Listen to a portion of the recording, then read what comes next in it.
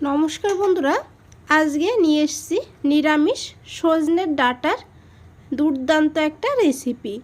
নিরামিষ দিনে এইভাবে সজনে ডাঁটা বানালে তাহলে কিন্তু এটা দিয়েই ভাত খাওয়া হয়ে যাবে। আর যেহেতু এখন গরম পড়তে শুরু করে দিয়েছে বা গরমের দিন আসছে, তো এইভাবে এই ডাঁটার রেসিপি বানিয়ে দেখুন, দুর্দান্ত লাগে খেতে। চলুন তাহলে দেখে নেওয়া যাক কী করে বানিয়েছি। তো সজনের এই ডাঁটার রেসিপি বানানোর জন্য এখানে আমি 250 গ্রাম ডাঁটা নিয়েছি।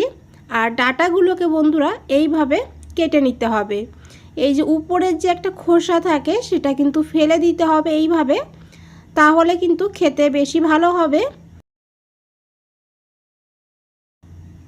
তো এইভাবে ডাঁটাগুলোকে কেটে নেওয়ার পর ডাঁটাগুলোকে খুব ভালো করে ধুয়ে নিতে হবে। 2-3 বার জল পাল্টিয়ে ডাঁটাগুলোকে ধুতে হবে। আর দেখুন বন্ধুরা, এইভাবেই ডাঁটাগুলোকে ধুয়ে নিতে হবে। আর এদিকে একটা কড়াই বসিয়ে দিয়েছি, কড়াইতে দিতে হবে জল। এখানে কিছুটা জল দিয়ে দিয়েছি, আর জলটা দেখুন গরম হতে শুরু করে দিয়েছে। আর এখন দিতে হবে এখানে অল্প করে একটু লবণ। লবণটা এখন দিলে তাহলে ডাঁটার ভেতরে লবণটা খুব ভালো করে ঢুকবে। তো এইভাবে লবণটা দেওয়ার পর দিয়ে দিতে হবে ডাঁটাগুলো। আর দিতে হবে এখানে একটা টমেটো। এখানে মিডিয়াম সাইজের একটা টমেটো 2 ভাগ করে দিয়ে দিয়েছি। তো এইভাবে 2 মিনিট এই ডাঁটাগুলোকে ফুটিয়ে নিতে হবে। তো 2 মিনিট পর গ্যাসের ফ্লেমটা অফ করে দিতে হবে আর ডাঁটাগুলোকে নামিয়ে নিতে হবে। আর এদিকে একটা মশলা করব, তার জন্য নিয়েছি 2টো শুকনো লঙ্কা। বন্ধুরা, শুকনো লঙ্কা দিয়েই রান্নাটা করব, তাই আমি এখানে 2টো নিয়েছি, আপনারা কিন্তু বাড়িয়ে কমিয়ে নিতে পারেন। আর নিয়েছি 2টো এলাচ, 4-5টা কালো জিরা, 1 চামচ ধনে, গোটা ধনে নিয়েছি, 1 চামচ নিয়েছি এখানে মৌরি, 1/2 চামচ এখানে নিতে হবে জিরা, গোটা জিরা নিতে হবে এখানে। আর লো ফ্লেমে এই মশলাটাকে কিছু সময় ভেজে নিতে হবে। 15 সেকেন্ড মতন মশলাটাকে ভাজতে হবে। মশলাটা যেন পুড়ে না যায় সেটাও দেখতে হবে। তো এইভাবে মশলাটাকে ভেজে নেওয়ার পর এখানে লাস্টে দিয়ে দিতে হবে 1 চামচ হলুদ সর্ষে। হলুদ সর্ষেটা দিয়ে গ্যাসের ফ্লেমটা বন্ধ করে দিতে হবে। আর যে গরম আছে মশলাগুলো, এই গরমেই সর্ষেটা একটু ভাজা হবে। আর তারপরে মশলাগুলোকে নামিয়ে ঠান্ডা করে নিতে হবে। এদিকে একটা কড়া দিয়ে দিয়েছি, কড়াইতে দিতে হবে তেল। এখানে আমি 1 চামচ সাদা তেল নিয়েছি।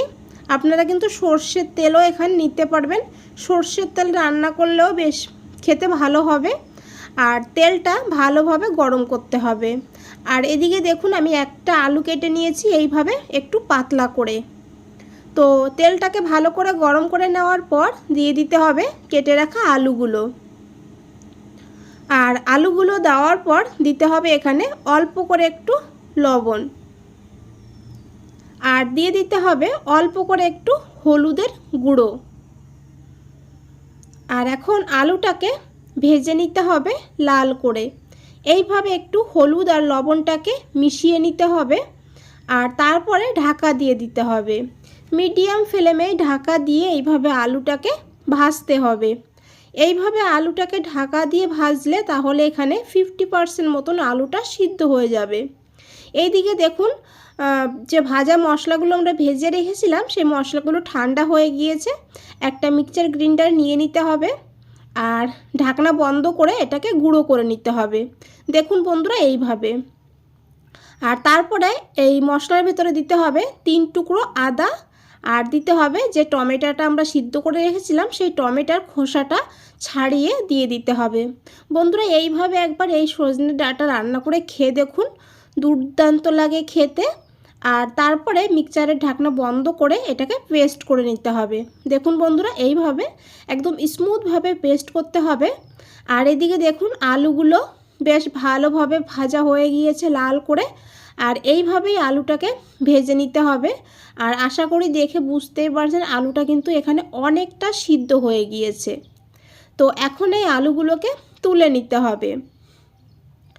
আর এই তেলেই দিয়ে দিতে হবে ডাঁটাগুলো। ডাঁটাগুলোকে নামিয়ে ছাঁকনির উপরে রেখে দিয়েছিলাম, জলটা বেশ ভালোভাবে ঝরে গিয়েছে। আর এখন ডাঁটাগুলোকেও হালকা করে একটু ভেজে নিতে হবে। ডাঁটাগুলোকে খুব বেশি ভাজতে হবে না, এখানে জাস্ট হালকা করে ডাঁটাগুলোকে একটু ভেজে নিতে হবে। দেখুন বন্ধুরা, এইভাবেই ডাঁটাকে ভাজতে হবে আর ভেজে ডাঁটাগুলোকে তুলে নিতে হবে। আর এই কড়াইতেই দিতে হবে 2 চামচ তেল। এখানে খুবই কম তেলে রান্নাটা করব।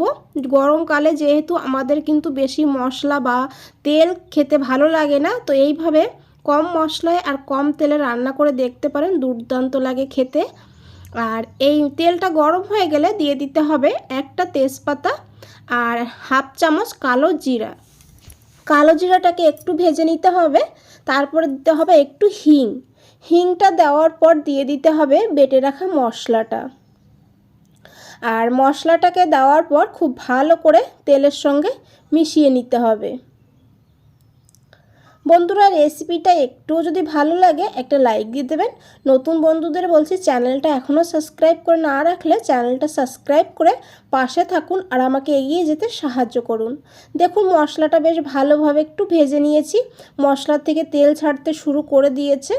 আর এখন দিয়ে দিয়েছি এখানে পরিমাণ মতন লবণ, আর দিতে হবে এখানে 1/4 চামচ হলুদ গুঁড়ো, হাফ চামচ কাশ্মীরি লঙ্কার গুঁড়ো কালারের জন্য, আর দিয়ে দিতে হবে মিক্সচার গ্রাইন্ডার ধুয়ে একটুখানি জলটা দিলে তাহলে গুঁড়ো মশলাগুলো আর পুড়ে যাবে না আর মশলাটা বেশ ভালোভাবে কষানো হবে। আর এখন খুব ভালো করে মিশিয়ে নিতে হবে। আর বন্ধুরা, এখন মশলাটাকে খুব ভালো করে কষাতে হবে। মশলাটা যত ভালো কষানো হবে রান্নার স্বাদটা ততই ভালো হবে। তো এইভাবে মিশিয়ে নেওয়ার পর ঢাকা দিয়ে দেবো 2 থেকে 3 মিনিটের জন্য লো ফ্লেমে। 3 মিনিট পর ঢাকনাটা খুলে নিয়েছি। দেখুন মশলাটা কত সুন্দর হয়েছে এখানে। আর আরেকটু সময় এইভাবে নাড়াচাড়া করে মশলাটাকে একটু ভেজে নিতে হবে। আর ভেজে নেওয়ার পর এখানে দিয়ে দিতে হবে ভেজে রাখা ডাঁটা আর আলু। আর ডাঁটা আর আলু দেওয়ার পর খুব ভালো করে মশলার সঙ্গে মিশিয়ে নিতে হবে।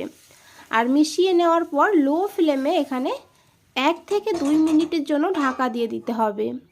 এখানে 2 মিনিট পর ঢাকনাটা খুলে নিয়েছি। আর দেখুন খুব সুন্দর কিন্তু দেখতে হয়েছে। আর এখন দিয়ে দিতে হবে জল। আর বন্ধুরা, গ্রেভিটা আপনারা এখানে আপনাদের পছন্দ মতন নিয়ে নেবেন। বন্ধুরা, এই ডাঁটার এই তরকারিটা একটু গা মাখাও খেতে ভালো লাগবে, আবার কিন্তু একটু ঝোলও রাখলে খেতে ভালো লাগবে। তো আমি এখানে বেশ খানিকটা জল দিয়ে দিয়েছি, আর এখানে গরম জলই দেবেন, তাহলে রান্নাটা খুব তাড়াতাড়ি হয়ে যাবে। তো জলটা এইভাবে ফুটতে শুরু করলেই দিয়ে দিতে হবে কাঁচা লঙ্কা। আর এখন ঢাকা বন্ধ করে 5 মিনিট মিডিয়াম ফ্লেমে রান্না করে নিতে হবে। 5 মিনিট রান্না করে নিয়েছি। দেখুন এখানে ডাঁটা আলুগুলো খুব সুন্দরভাবে সিদ্ধ হয়ে গিয়েছে, আর কালারটাও খুব সুন্দর হয়েছে। আর দেখে বুঝতেই পারছেন গরমের দিনে এইভাবে পাতলা ঝোল খেতে কিন্তু বেশ ভালো লাগে। তো এইভাবে বানিয়ে দেখুন, তারপরে আমাকে কমেন্টে জানান আপনাদের কেমন লেগেছে। তো লাস্টে একটু দিয়ে দিয়েছি ধনেপাতা আর 1 চামচ ঘিটা দিয়ে খুব ভালো করে মিশিয়ে নিতে হবে। আপনাদের যদি ঘি ভালো না লাগে তাহলে এটা না দিলেও হবে। আর দিয়ে খুব ভালো করে মিশিয়ে নিতে হবে। বন্ধুরা, আজ তাহলে এই পর্যন্তই। ফিরে আসছি নতুন কোনো রেসিপি নিয়ে। ভালো থাকবেন, সুস্থ থাকবেন। ধন্যবাদ।